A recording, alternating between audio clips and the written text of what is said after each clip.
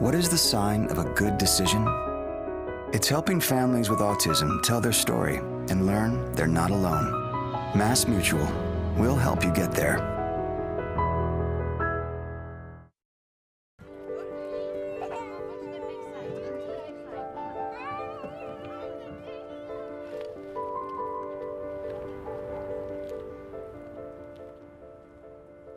There is these group of kids who are now hitting 13, 14, 15, who very soon are going to be leaving the educational system and entering the adult world that's already overwhelmed with the demands of people who are in the adult world. As an ever-growing number of children with autism head into adulthood, there is mounting concern about what lies ahead. What, many are asking, will become of children like Carter?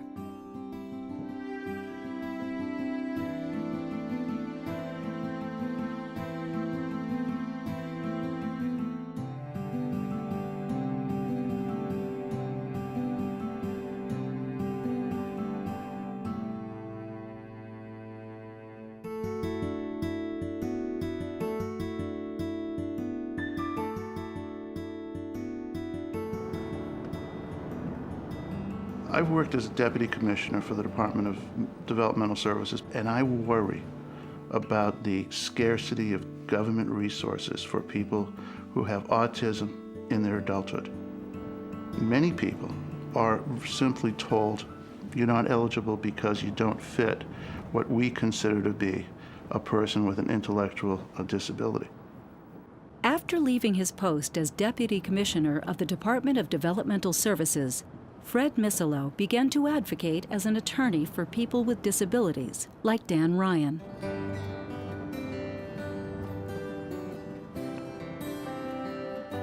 I'm thinking about having a job in a faraway place in the Pacific Northwest, like Seattle, Washington, in the forestry maintenance program.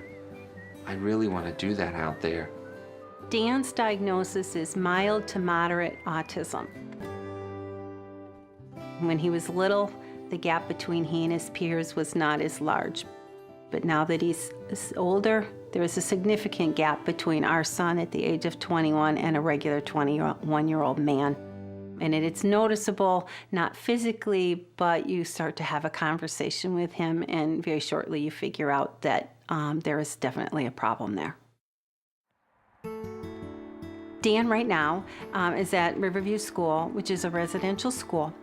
He is there for the prime reason to get him ready for adulthood and to be as independent as possible. Let's continue our tour of the campus while filming. And in here is my room. You can see it's very organized in here, but it's a little bit warm. And I got all my posters here on the wall. X-Men, that's Iron Man, he's Marvel, and that's Batman the Dark Knight. And I read comics about them, watched movies and TV shows about them, but they only use their powers for good, not for evil. When Dan was getting close to age 18, we went ahead and had him apply to the Department of Developmental Services for adult services. Well, we filled out all the forms and we were denied because Daniel's did not meet the IQ level.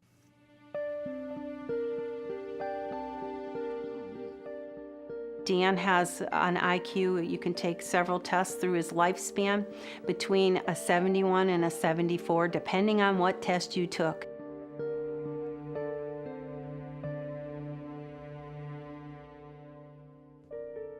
The Ryans appealed the Department of Developmental Services' decision to deny Dan services as an adult. Fred Misilo represented them. The Ryans came to me to help them obtain eligibility for their son for adult services for the Department of Developmental Services. He had been denied services because his full-scale IQ was 1 or 2 points over the 70 cutoff. Consequently, we had an appeal. There was a hearing before a hearing officer. I asked Dan, do you believe in the Easter Bunny? He said, yes. I said, Dan, do you believe in Santa Claus? His answer was the same. Yet the Department of Developmental Services is saying he still has the intelligence, too much intelligence in order to be eligible for our services.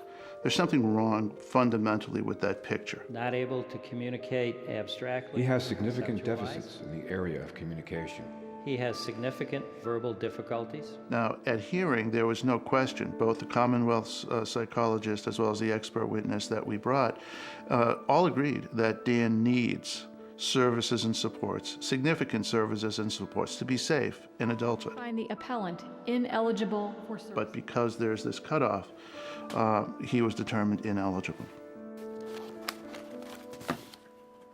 Obviously, there is an interest on the part of governments to attempt to restrict the pool of individuals objectively to who are going to be eligible for services. For the rest of our lives, my husband and I are responsible for our son, which we have no problem doing. However, there will come a time that we will die, and there'll be no one there to help Dan. He wants to work, he can work, and with working will come the requirement to pay some taxes. So here you have somebody who can contribute, who wants to contribute. He needs a little bit from those tax dollars he's paying in. Those tax dollars should be able to help him out in the future.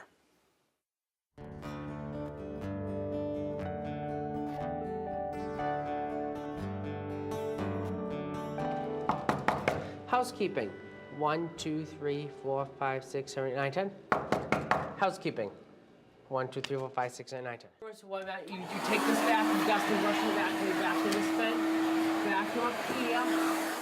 Doug is someone who has always been fascinated with vacuums. Since the time he was 3 years old, I can picture him with vacuums. I have a Dayton backpack right now. I got the two-piece one that's stuck together, power nozzle. I have the hose and the adapter. Early on, it was an instrument of getting him to talk more, because whenever he met someone, he'd want to know, what kind of vacuum do you have?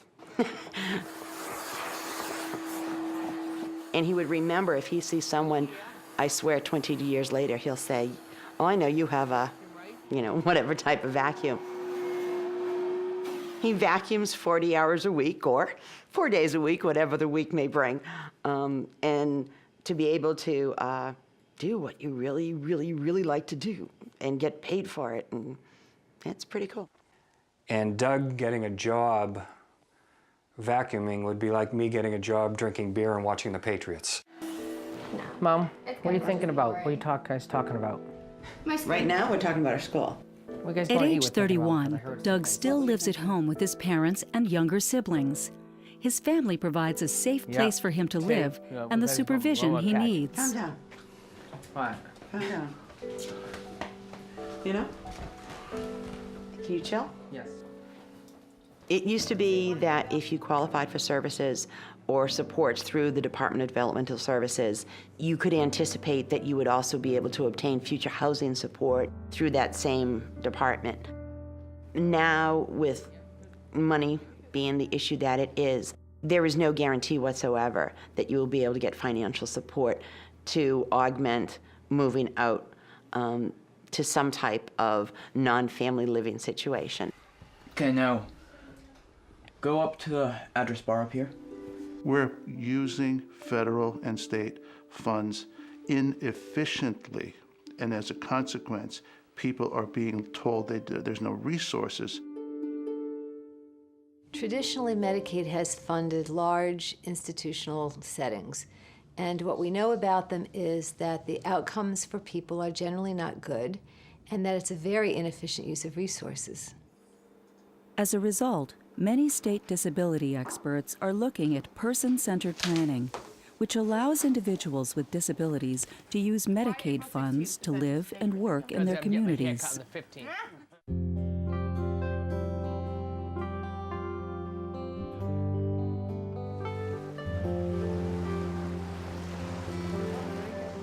I was told by our caseworker that I was a single parent, but that my other kids were getting older and that I needed to move on with my life. That I should just let Tomas go. just go ahead and pack up Tomas's bags. Bring them over, drop them off, and you can go on with your life, basically. And that wasn't okay with us. Tomas is on the autism spectrum. He has an intellectual disability and is nonverbal. He communicates mostly with hand gestures. We wanted to be part of Tomas's life, make decisions with him and on his behalf for his best interest. And I didn't feel like that was what we envisioned for Tomas. There you go. Now remember, here comes the ball. There you go. We always wanted him to be a part of the community and have as many choices and opportunities with the community as possible. Get on your flipper. People have a right to say what it is that they want in their lives, that the things that make them happy, what their hopes and their desires are. So every good program should have that at its core. In the past, programs for people with disabilities were not designed with these values in mind. The only option for people like Tomas who need 24/7 care used to be an institution or a group home. Today, Tomas is able to live in the community and make lifestyle choices at regularly scheduled planning meetings with the staff at a private nonprofit agency called Total Living Concept.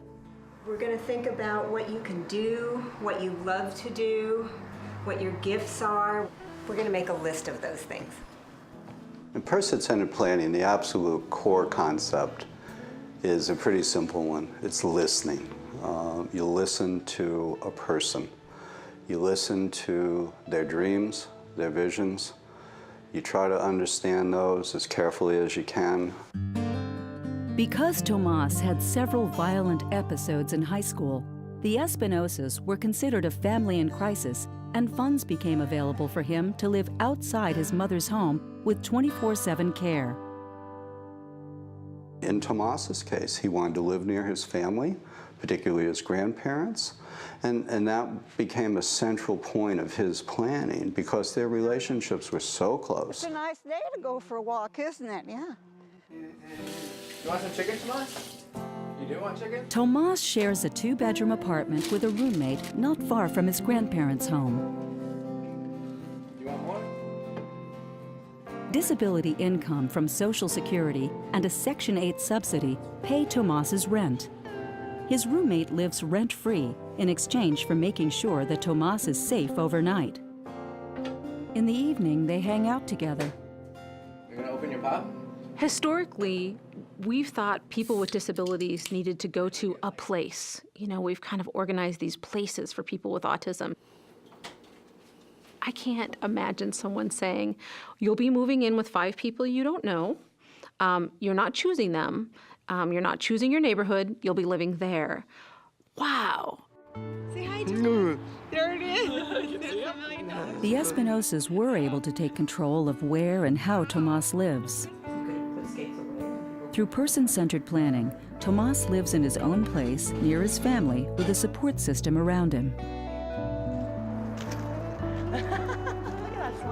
I think it's worth taking a look at and saying, this is an opportunity for some families that might prefer not to be in that traditional environment, that they can provide a healthy, happy home that looks most like a normally, typically developing person in their mid-20s. And I mean, that's it. What is the sign of a good decision? It's helping families with autism tell their story and learn they're not alone.